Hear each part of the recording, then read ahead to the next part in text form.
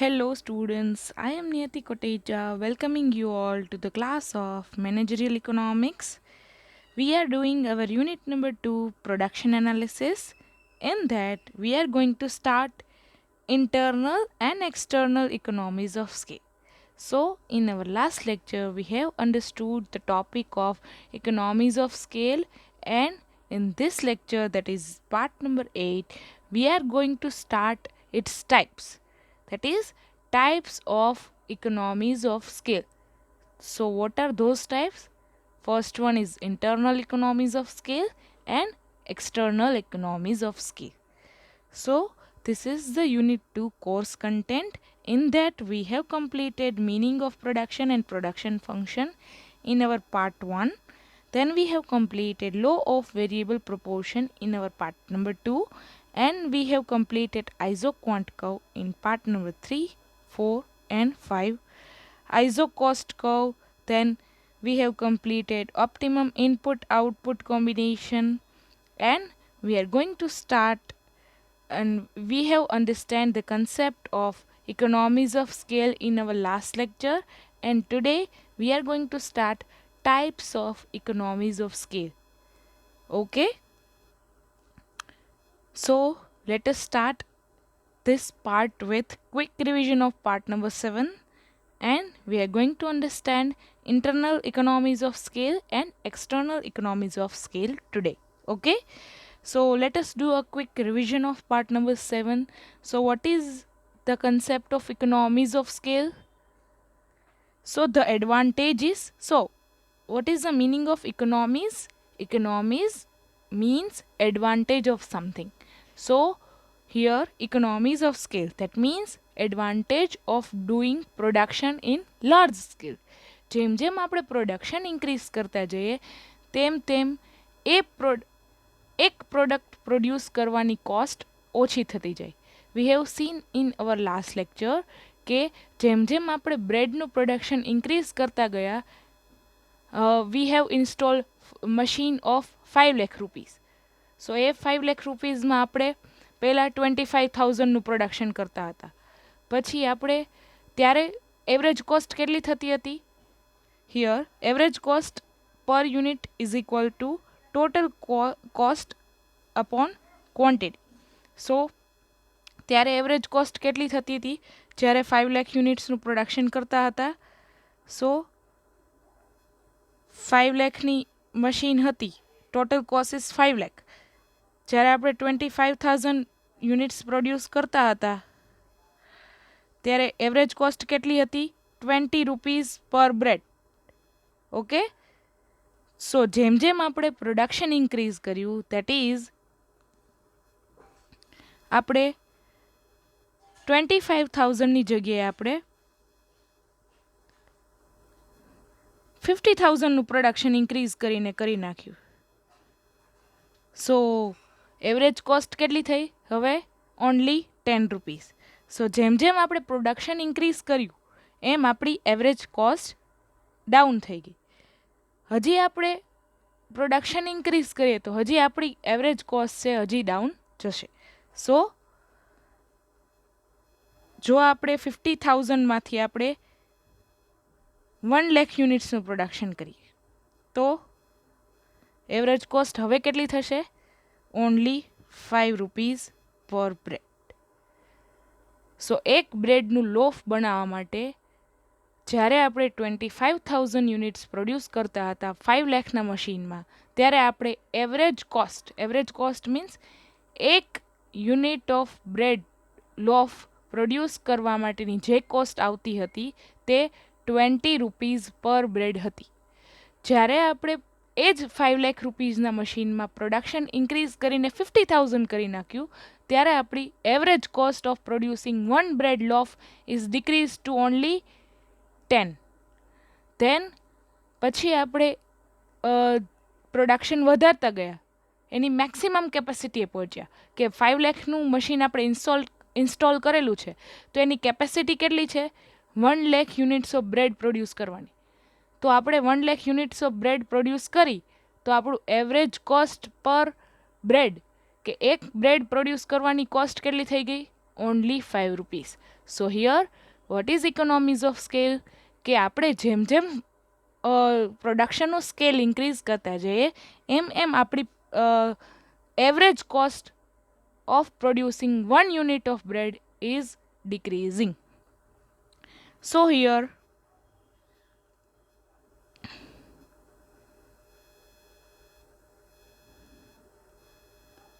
જેમ જેમ આપણે પ્રોડક્શન ઇન્ક્રીઝ કરતા ગયા એમ આપણી કોસ્ટ નીચે આવતી ગઈ. ઓકે, સો જેમ જેમ આપણે પ્રોડક્શન ઇન્ક્રીઝ કર્યું એમ આપણી average cost per unit of production is ડિક્રીઝડ. સો 5 લાખનું મશીન હતું એમાં આપણે પહેલાં 25,000 પ્રોડક્શન પ્રોડ્યુસ કર્યું ત્યારે એવરેજ કોસ્ટ કેટલી આવી? 20 રૂપીસ. પછી આપણે પ્રોડક્શન ઇન્ક્રીઝ કરીને 50,000 કરી નાખ્યું તો આપણી એવરેજ કોસ્ટ કેટલી આવી? 10 રૂપીસ. પછી આપણે 5 લાખના મશીનમાં 1 લાખ પ્રોડક્શન કર્યું સો ત્યારે એવરેજ કોસ્ટ કેટલી આવી? Only 5 rupees. સો કોસ્ટ નીચે આવતી ગઈ જેમ જેમ આપણે પ્રોડક્શન ઇન્ક્રીઝ કરતા ગયા. Okay, clear? So the advantages of large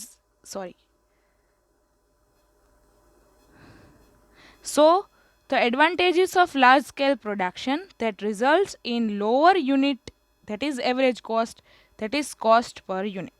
જેમ જેમ આપણે પ્રોડક્શન ઇન્ક્રીઝ કરતા ગયા જેમ જેમ આપણે લાર્જ સ્કેલમાં પ્રોડક્શન કરતા ગયા એમ આપણી એક યુનિટની કોસ્ટ ઘટતી ગઈ. So economies of scale is spreads total cost over a greater range of output. સો અહીંયા આપણી ટોટલ કોસ્ટ કેટલી હતી? 5 લાખ રૂપીસની. સો જેમ જેમ આપણે પ્રોડક્શન ઇન્ક્રીઝ કરતા ગયા એમ આખું પ્રોડક્શન આ 5 લાખમાં ડિવાઈડ થઈ ગયું. ફોર એક્ઝામ્પલ પહેલાં 25,000નું પ્રોડક્શન હતું સો એ ડિવાઈડ થઈ ગયું. ટોટલ કોસ્ટ 25,000માં ડિવાઈડ થઈને 20 રૂપીસ પર બ્રેડ આવેલું. જેમ જેમ આપણે પ્રોડક્શન ઇન્ક્રીઝ કરતા ગયા અને આપણે 1 લાખ યુનિટ્સનું પ્રોડક્શન કરેલું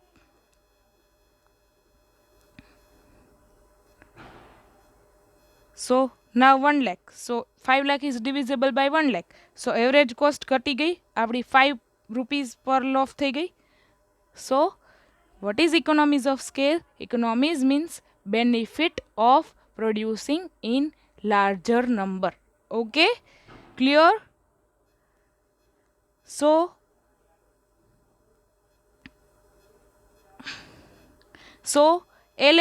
LRAC, that is long run average cost, slopes down continuously over the whole output range.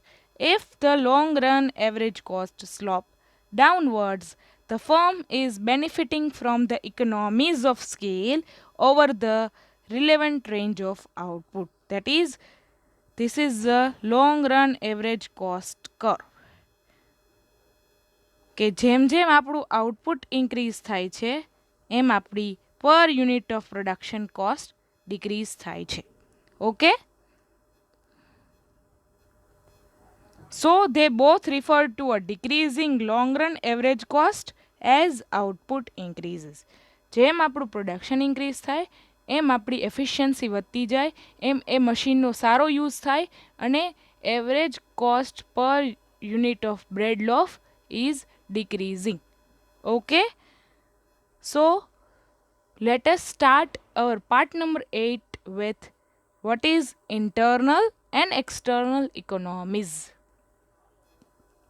So what is internal economies? Internal economies are those economies which arise within the firm as a result of expansion of its size and are not shared by other firms operating in that industry. That is, internal economies means કે કોઈ એક ફર્મને જ આ economies of સ્કેલનો benefit થતો હોય. કોઈ એક ફર્મ જો એનું પ્રોડક્શન ઇન્ક્રીઝ કરે તો એનું average cost of producing one product એ નીચે જતો જાય. સો ઇન્ટરનલ ઇકોનોમીઝ કોને લાગુ પડે? કે internal economies R those economies that is benefits which arise within the firm. That is કે કોઈ એક ફર્મને જ એનાથી બેનિફિટ થાય. As a result of expansion of size, that is કોઈ એક ફર્મ છે પોતાની સાઇઝ એક્સપાન્ડ કરે છે ને કોઈ એક નવી મશીનરી લાવે છે અને એનું પ્રોડક્શન ઇન્ક્રીઝ કરે છે, તો એને બેનિફિટ થયો ઇકોનોમીઝ ઓફ સ્કેલનો, કે જેમ જેમ એ પ્રોડક્શન ઇન્ક્રીઝ કરતા જાય તેમ તેમ રિસોર્સિસનો વધારે યુઝ થતો જાય અને average cost of producing one product is going down.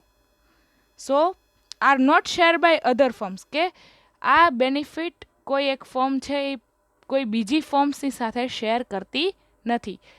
જે એડવાન્ટેજ થાય છે, જે બેનિફિટ થાય છે, તે આ એક જ ફર્મને થાય છે, એક જ કંપનીને આ ઇકોનોમીઝનો ફાયદો થાય છે.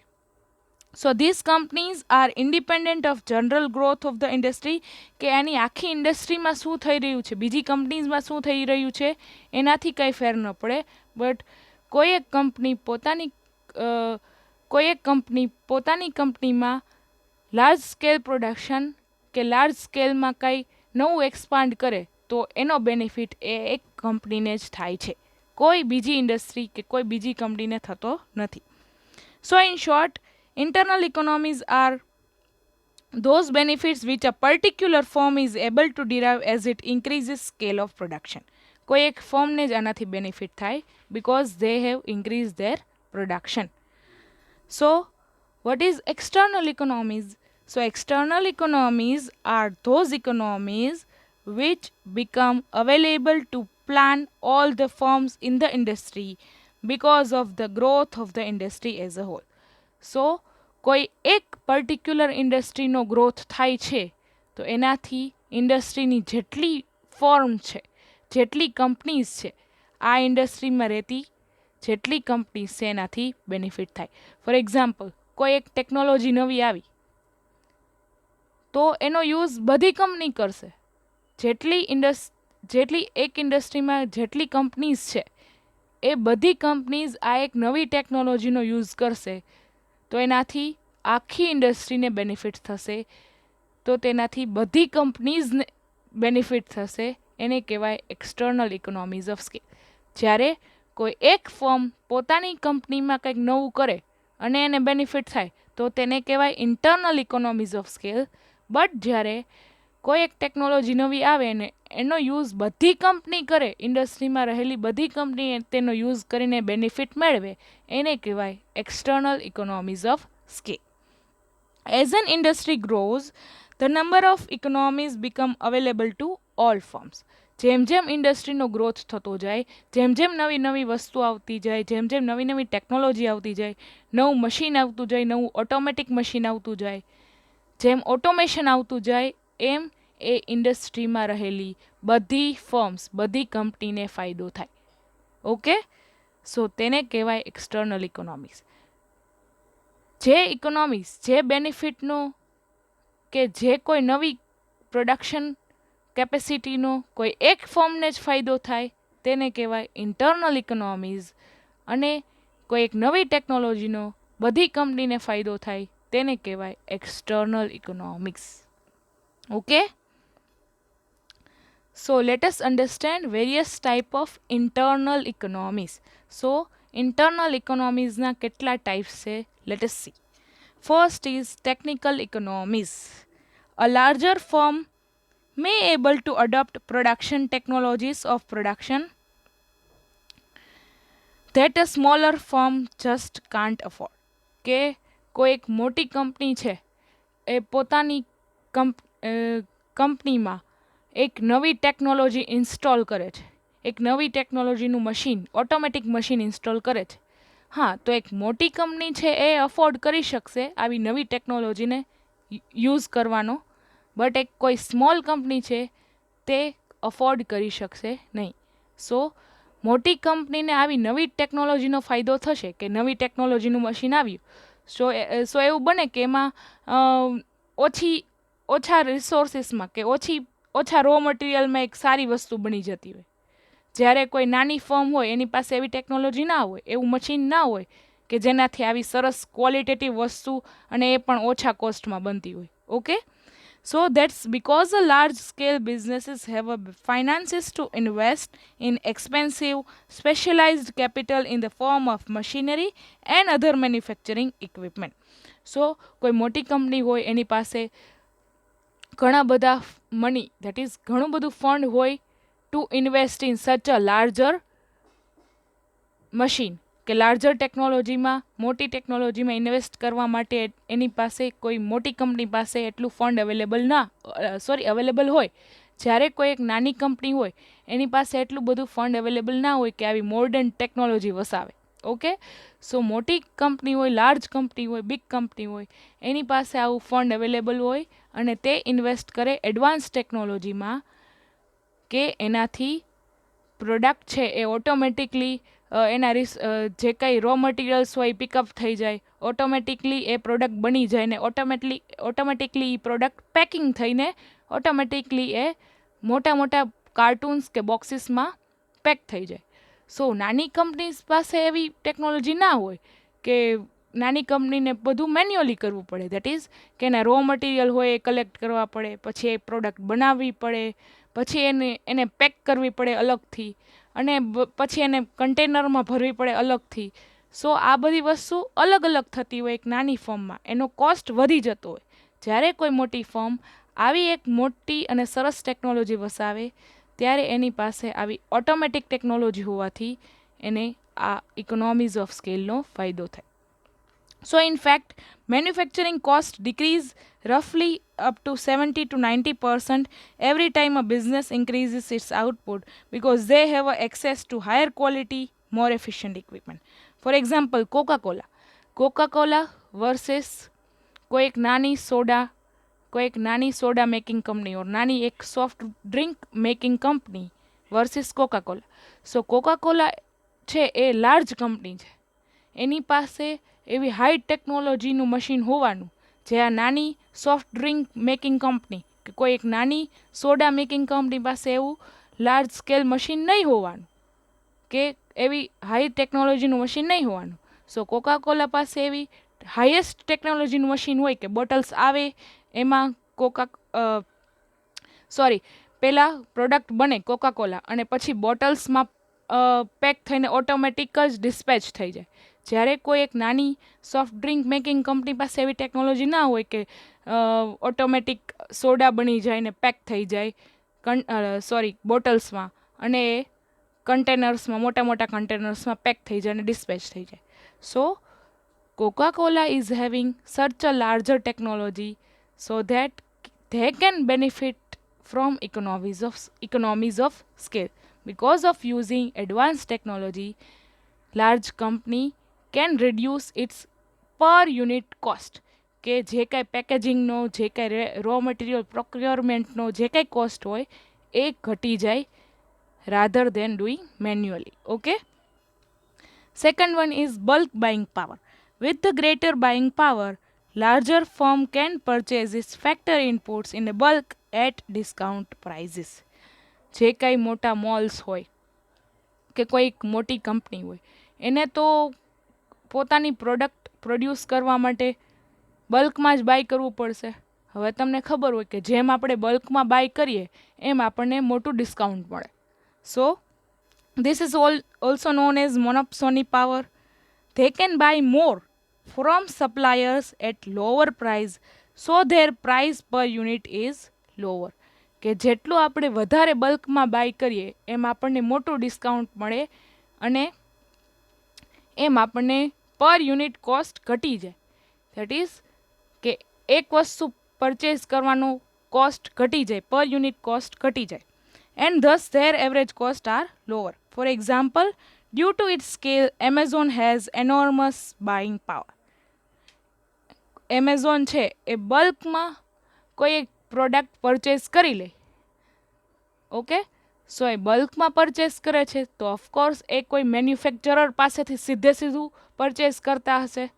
ફોર એક્ઝામ્પલ, કોઈ ક્લોથ છે, ડિઝાઇનર ક્લોથ્સ, તો એ સીધું એમેઝોન છે એ સીધું કોઈ મેન્યુફેક્ચરર પાસેથી જ બલ્કમાં બાય કરી લે, તો એને એક પ્રોડક્ટ, એક ક્લોથ ઓછા પ્રાઇઝે પડવાની, તો એમાં ડિસ્કાઉન્ટ મળે એમેઝોનને, તો એ ઓબ્વિયસ છે કે એમેઝોન પર આ ક્લોથ્સ ઉપર સેલ ચાલે.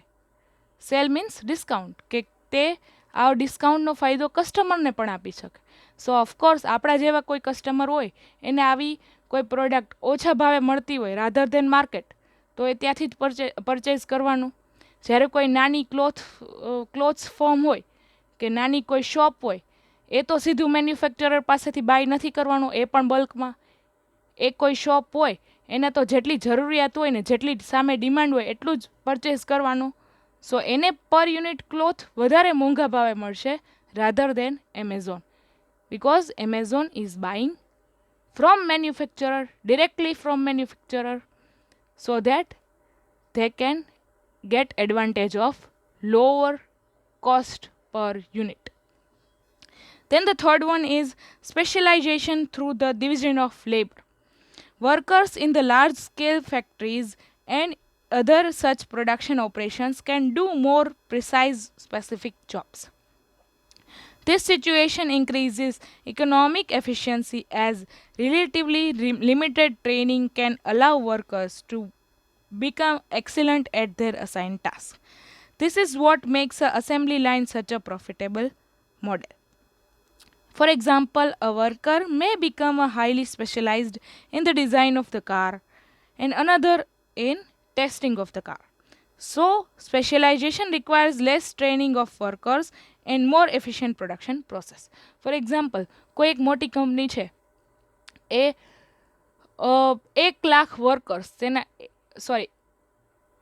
10,000 વર્કર્સને એકી સાથે ટ્રેનિંગ આપે છે. કોઈ એક મોટી કંપની છે, એક ટ્રેનિંગ પ્રોગ્રામ રાખે છે અને એ ટ્રેનિંગ પ્રોગ્રામમાં એકી સાથે 10,000 વર્કર્સને એક સાથે ટ્રેનિંગ આપી દે છે કોઈ એક સ્પેશિયલાઇઝ વસ્તુની. For example, car making company છે, તો કોઈ 10,000 વર્કર્સને એ એવું સ્પેશિયલાઇઝડ વર્ક શીખવાડે, that is design of the car, કે તમારે આ ડિઝાઇન કરવાની, કાર આ જ રીતે ડિઝાઇન થાય અને તમારે એ રીતે ડિઝાઇન કરવાની, એવી 10,000 વર્કર્સને એકી સાથે ટ્રેનિંગ આપી દે છે. પછી એ 10,000 વર્કર્સ છે એ એકી સાથે કાર ડિઝાઇનિંગમાં લાગી જશે. સો એનાથી શું થશે? એફિશિયન્સી વધશે, કે એક ટ્રેનિંગ પ્રોગ્રામમાં બધા વર્કરને ટ્રેનિંગ અપાઈ ગઈ. જ્યારે કોઈ એક નાની ફર્મ હશે તે આવું નહીં કરી શકે, એની પાસે વર્કર્સ ઓછા હશે અને એક વર્કર્સને એક કામ શીખવાડવા માટે અલગ અલગ ટ્રેનિંગની રિક્વાયરમેન્ટ રહેશે. સો એનો કોસ્ટ ટ્રેનિંગનો વધી જશે કોઈ સ્મોલ ફર્મ માટે. જ્યારે લાર્જ ફર્મ માટે એક ટ્રેનિંગ પ્રોગ્રામમાં જ બધા એમ્પ્લોઈઝ કે બધા વર્કર્સ ટ્રેનિંગ લઈ શકે. સો this is the specialisation through the division of labour. Then the fourth one is financial economics. Larger firms tend to be more credit worthy so that they have access to credit with especially favorable rates of borrowing. They have a better financing options and a lower interest rates. This means they access capital more cheaply. For example, કોઈ large business છે, એને પોતાનો business expand કરવો છે, તો obvious છે કોઈ મોટી કંપની હશે, મલ્ટીનેશનલ કંપની કે કોઈ મોટી કંપની હશે, એને તો કોઈ પણ બેંક આસાનીથી લોન આપવાની. So it depends on there scale, કે આવડી મોટી કંપની છે, એની પાસે આટલી બધી અસેટ્સ છે, કે આટલી બધી એડવાન્સ ટેકનોલોજીના મશીન્સ છે, તો એના ઉપર કોઈ બેંક આસાનીથી એને લોન આપી શકે.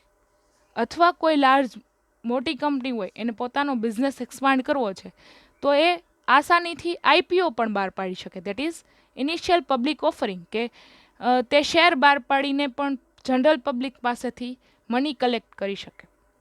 સો કોઈ મોટી કંપની છે એને તો આ વસ્તુનો વાંધો ન આવે કે એને આસાનીથી લોન મળી જાય, એ પણ ઓછા ઇન્ટરેસ્ટ રેટે. જ્યારે કોઈ નાની કંપની છે એ તો શેર બહાર પાડી ના શકે, બિકોઝ એ નાની કંપની પાસે એટલું અસેટ્સ ના હોય, કે એટલી કેપેસિટી ના હોય two introduce shares in the market.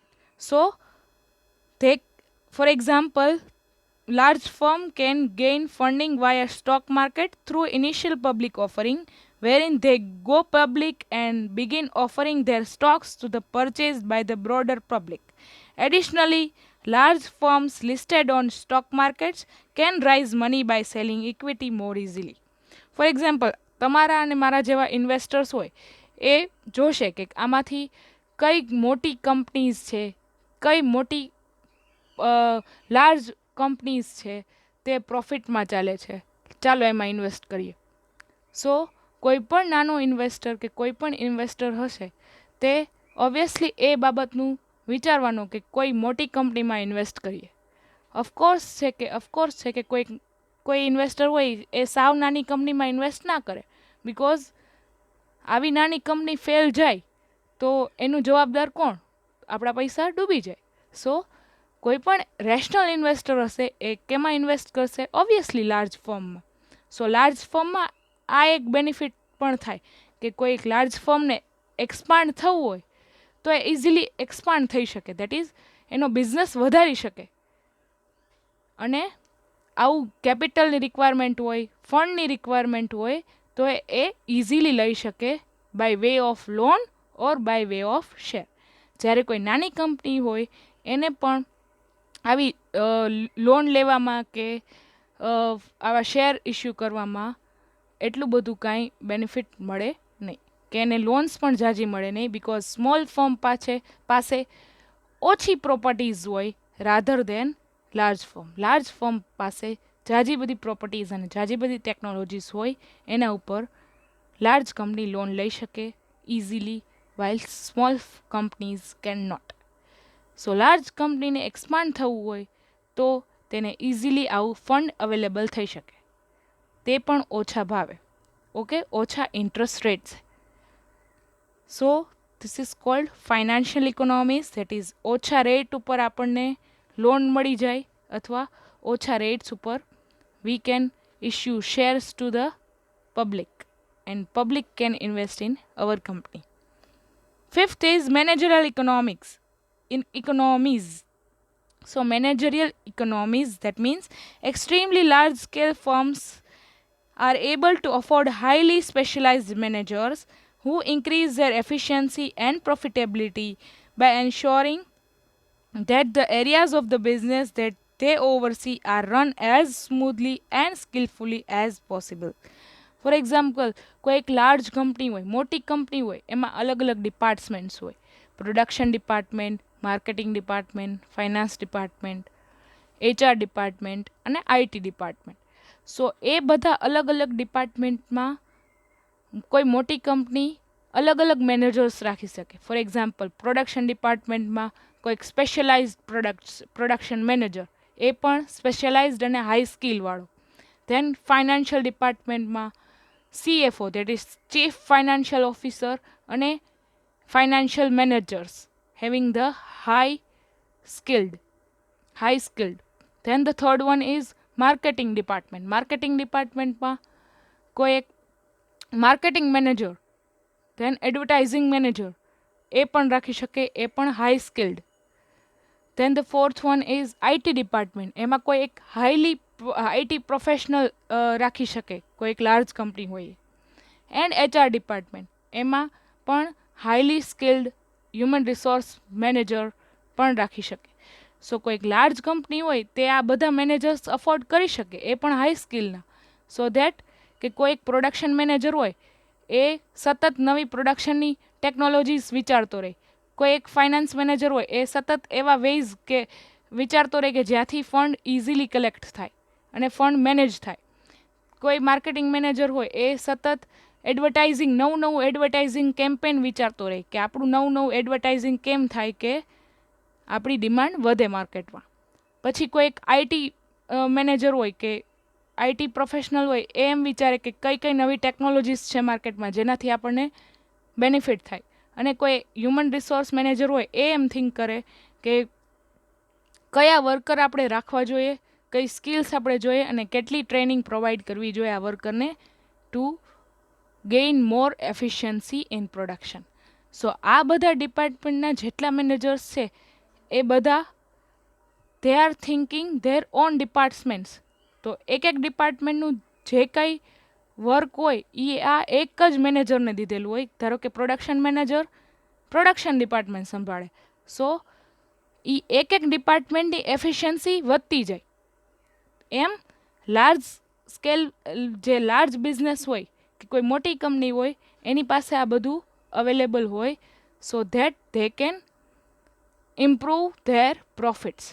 જ્યારે કોઈ નાની કંપની પાસે આવા ડિપાર્ટમેન્ટ્સ ન હોય અને નાની કંપની પાસે આવા ડિપાર્ટમેન્ટ વાઇઝ મેનેજર રાખવાની પણ કેપેસિટી ના હોય. કોઈક નાની ફર્મ હોય એને ખાલી એક મેનેજર રાખ્યો હોય, એ જ બધું કામ સંભાળતો હોય. સો એનાથી બધું ના થઈ શકે. એ એક manager they might be not specialized in every areas. So large કંપનીને આવો ફાયદો મળી શકે કે તે સારું મેનેજરિયલ સ્પેશિયલાઇઝ્ડ મેનેજર રાખી શકે ઈચ વર્ક માટે.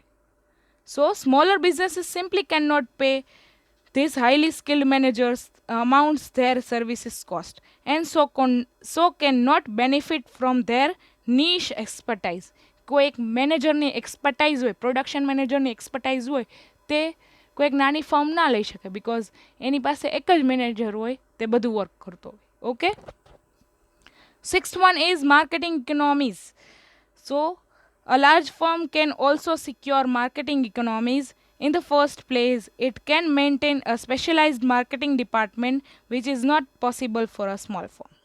કે સ્મોલ ફર્મ પાસે અલગથી માર્કેટિંગ ડિપાર્ટમેન્ટ જ અવેલેબલ ન હોય. જ્યારે કોઈ લાર્જ ફર્મ હોય એની પાસે એક આખો માર્કેટિંગ ડિપાર્ટમેન્ટ અલગ હોય, એમાં માર્કેટિંગ મેનેજર અલગથી હોય અને advertising manager, they are thinking of ways of એડવર્ટાઇઝિંગના નવા વેઝ વિચારી શકે because they are having enough fund to advertise their company or their brand. જ્યારે કોઈ સ્મોલ ફર્મ હોય એની પાસે માર્કેટિંગ ડિપાર્ટમેન્ટ પણ અલગથી ના હોય અને તેઓ એટલું એડવર્ટાઇઝ કરી શકે એટલું ફંડ પણ અવેલેબલ ના હોય. So for example, large companies like Amazon can do an advertisement on Diwali while small shops can not afford. કે નાની કંપનીઝ પાસે એટલું બજેટ ના હોય કે તે નેશનલ ટેલિવિઝન પર એડવર્ટાઇઝ કરી શકે દિવાળી જેવા ઓકેશનમાં. જ્યારે એમેઝોન જેવી બિગ કંપનીઝ પાસે એડવર્ટાઇઝિંગનું બજેટ પણ હોય અને જો એ એડવર્ટાઇઝિંગ કરે સ્પેશિયલ ઓકેઝનમાં કે દિવાળીના સ્પેશિયલ ઓકેઝનમાં એમેઝોન જો આવી એડવર્ટાઇઝ કરશે તો ઓબ્વિયસ છે એના કસ્ટમર તો ઇન્ક્રીઝ થવાના જ. સો પર કસ્ટમર એડવર્ટાઇઝિંગ કોસ્ટ ઘટી જાય. ફોર એક્ઝામ્પલ, એમેઝોને એક એડ આપી 1 લાખની, 1 લાખ રૂપીઝની એક નેશનલ ટેલિવિઝન ઉપર એડ આપી. હવે એનાથી સામે 1 લાખ કસ્ટમર એટ્રેક્ટ થયા. સો કોસ્ટ પર એડવર્ટાઇઝિંગ કોસ્ટ પર કસ્ટમર કેટલો થયો? ઓનલી 1 રૂપી. હા, તો એ તો અફોર્ડેબલ હોય ને. તો એને કહેવાય economies of scale of marketing. That is marketing economies. કે એડવર્ટાઇઝિંગનો આવો કોસ્ટ જેમ જેમ કસ્ટમર વધતા જાય એમ ઓછો થતો જાય. Okay, 7th one is risk bearing economies. To develop a new medicine, for example, આ એક એક્ઝામ્પલથી સમજવા જેવું છે કે to develop a new medicine to treat illness takes a considerable degrees of investment and research with no guarantee of success. For example, COVID-19ની vaccine છે, એ કોઈક મોટી ફાર્માસ્યુટિકલ કંપની હોય એ જ રિસ્ક લઈ શકે આવી COVID-19ની વેક્સિનનું રિસર્ચ કરવા માટે. હા, એને ખબર હોય કે આ રિસર્ચ ફેલ પણ થઈ શકે, સો એને કહેવાય રિસ્ક લેવું. સો કોઈ આવી મોટી ફાર્માસ્યુટિકલ કંપની હોય એ જ આ ટાઈપનું રિસ્ક લઈ શકે because they are having fund. જ્યારે કોઈ નાની ફાર્માસ્યુટિકલ કંપની હોય તે આવું રિસ્ક ના લઈ શકે because there is no guarantee of success. So therefore this can only be undertaken by pharmaceutical companies with significant resources. જે કોઈ મોટી ફાર્માસ્યુટિકલ કંપની હોય તે જ આવું રિસ્ક લઈ શકે કોઈક નવી મેડિસિન શોધવાનું કે કોઈક નવી ફોર એક્ઝામ્પલ COVID-19 વેક્સિન શોધવાનું because there is no guarantee of success. કે આ આખું રિસર્ચ એન્ડ ડેવલપમેન્ટ એમાં લાખો રૂપિયા ખર્ચ થાય છે કે કરોડો રૂપિયા ખર્ચ થાય છે, એનું રિસ્ક લેવું અને પછી એમાં સક્સેસની ગેરંટી નથી, તો એ રિસ્ક કોઈ મોટી ફાર્માસ્યુટિકલ કંપનીઝ લઈ શકે, નાની ના લઈ શકે. ફોર એક્ઝામ્પલ, જો આવું રિસર્ચ એન્ડ ડેવલપમેન્ટ સક્સેસ જાય તો બેનિફિટ પણ આવી મોટી કંપનીને જ થવાનો.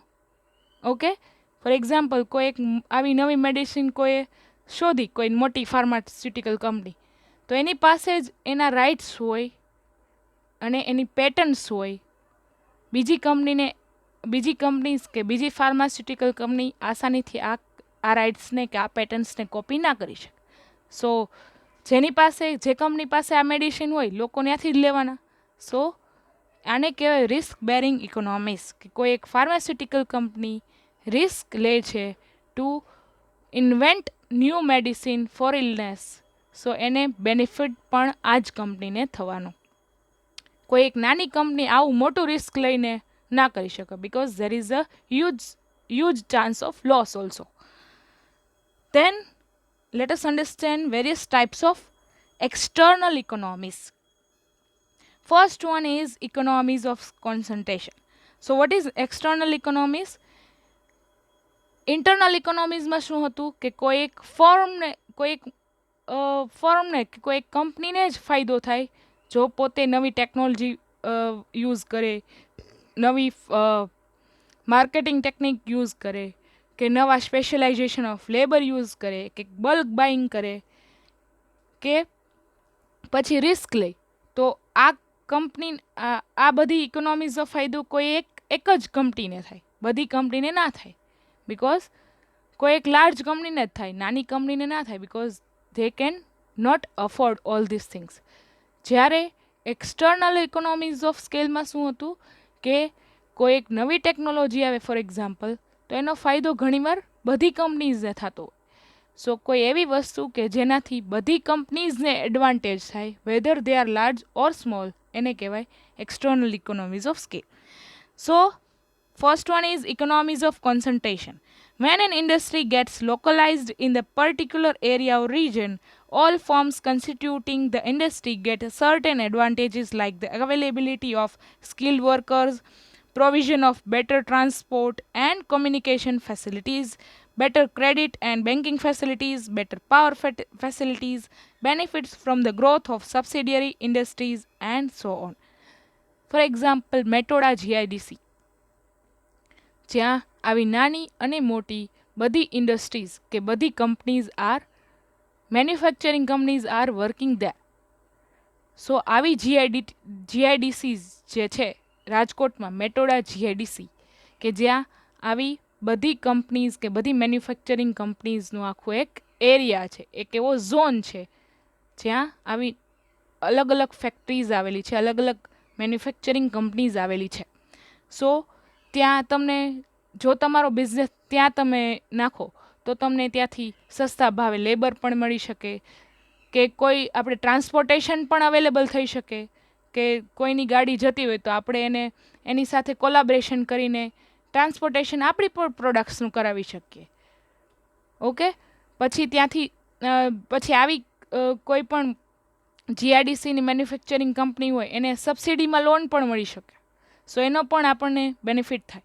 Okay, then better power facilities, કે સબસિડીવાળી ઇલેક્ટ્રિસિટી પણ મળી શકે આવી જો જીઆઈડીસીમાં આપણી કંપની હોય તો. જો આપણી કંપની ક્યાંક દૂર અને ક્યાંય એવી જગ્યાએ હોય કે જ્યાં બીજી મેન્યુફેક્ચરિંગ ફેસિલિટીઝ અવેલેબલ ના હોય, તો ત્યાં આપણને ટ્રાન્સપોર્ટેશન પણ મોંઘું પડી જાય, ત્યાં આપણને ઇલેક્ટ્રિસિટીનો પણ પ્રોબ્લેમ આવે. હા, મળે ખરા, પણ એ મોટી કોસ્ટ ઉપર, વધારે કોસ્ટ પર. જ્યારે કોઈ આવી સ્પેશિયલાઇઝડ ઝોનમાં બધી ફેક્ટરીઝ આવેલી હોય તો એ બધી ફેક્ટરીઝને સાથે ઇલેક્ટ્રિસિટીનો પણ બેનિફિટ મળે, સાથે લેબરનો પણ બેનિફિટ મળે, કે ત્યાં ઓછા ભાવે લેબર મળી રહેતા હોય. પછી રો મટીરિયલનો પણ બેનિફિટ મળે, કે કોઈ ફોર એક્ઝામ્પલ આ જ special economic zone, that is GIDC, Metoda જીઆઈડીસીમાં કોઈ એવી ફેક્ટરી હોય જે નટ બોલ પ્રોડ્યુસ કરતી હોય, અને કોઈ બીજી એવી ફેક્ટરી હોય કે કોઈ ઓટોમેટિવ પાર્ટ્સ પ્રોડ્યુસ કરતી હોય. સો આ નટ બોલ અને ઓટોમેટિવ પાર્ટ્સ, સો ઓટોમેટિવ પાર્ટ્સ જે પ્રોડ્યુસ કરતી હોય એને નટ બોલની જરૂર પડવાની, સો એને ત્યાંથી જ ઓછા ભાવે નટ બોલ્ટ મળી રહેશે. સો this is the economies of concentration, કે જ્યાં આવી બધી એકી સાથે ફેક્ટરીઝ આવેલી હોય ત્યાં આવી બધી વસ્તુ ઓછા ભાવે મળી રહી. For example labour, raw material, etcetera. So in the firms are scatter, કે આ બધી ફર્મ જુદી જુદી જગ્યા હોય so they cannot enjoy such economies. In fact, these are all the advantages of localized industry. જેમ આપણે વાત કરીએ Metoda જીઆઈડીસીની, and every firm in the industry shares these advantages in irrespective of its size. કોઈક નાની કંપની હોય કે કોઈક મોટી કંપની હોય, પણ જો તે એક આવી લોકલાઇઝ ઇન્ડસ્ટ્રીનો પાર્ટ હોય, ફોર એક્ઝામ્પલ મેટોડા જીઆઈડીસી, એમાં નાની નાની કંપનીઝ પણ છે ને મોટી મોટી કંપનીઝ પણ છે, સો એને એકબીજાથી ફાયદો થઈ શકે. Okay, then the second one is economies of information. When an industry gets localized in the particular region, all firms engaged in it derive the benefits from the publication of trade and technical journals and from central research institutions. For example, કોઈ આવી Metoda જીઆઈડીસીની manufacturing company છે, એને એવું research કર્યું કોઈ એક factory ઉપર અને એ રિસર્ચ સક્સેસ ગયું, તો એનો લાભ બીજી બધી ફેક્ટરીઝને પણ મળવાનો. ઓકે, સો એને કહેવાય ઇકોનોમીઝ ઓફ ઇન્ફોર્મેશન, કે બીજી બધી ફેક્ટરીઝ પણ એ ઇન્ફોર્મેશન યુઝ કરીને પોતાની કંપનીમાં અપ્લાય કરી શકે. સો in a localized industry, research and experiments are centralized. It is not necessary for each individual firm to incur expenditure on research. કોઈ એક નાની નાની ફેક્ટરીઝ હોય તેને આવું અફોર્ડ પણ ના થાય રિસર્ચ એન્ડ ડેવલપમેન્ટ કરવાનું. જ્યારે કોઈ એક કંપની આવું રિસર્ચ કરે અને એનું જે કાંઈ ઇન્ફોર્મેશન હોય એનો લાભ બધી કંપની કે બધી ફેક્ટરીઝને મળે, હા, તો એને કહેવાય external economics. Thus, for example, the benefits of research in the textile manufacturing and invention of new productive process, કે એક ટેક્સટાઇલ મેન્યુફેક્ચરિંગ કંપની છે એને કોઈ એક નવી પ્રોડક્શન પ્રોસેસ ઇન્ટ્રોડ્યુસ કરી કે જેનાથી ફાસ્ટ પ્રોડક્શન થાય છે. For example, by the Ahmedabad Textile Industry and Research Association, ATIRA, are enjoyed by all the textile mills of Ahmedabad. કે આ Ahmedabad textile industry and research એસોસિએશને જે કાંઈ રિસર્ચ કરેલું તો એનાથી બધી ટેક્સટાઇલ ઇન્ડસ્ટ્રીઝને ફાયદો થયેલો. Okay, so this is known as economies of information. કોઈ એક કંપની નવી ઇન્ફોર્મેશન રિસર્ચ કરે છે તો એનો ફાયદો બીજી બધી કંપનીઝને પણ થાય છે. Okay, third one is economies of ડિસઇન્ટિગ્રેશન.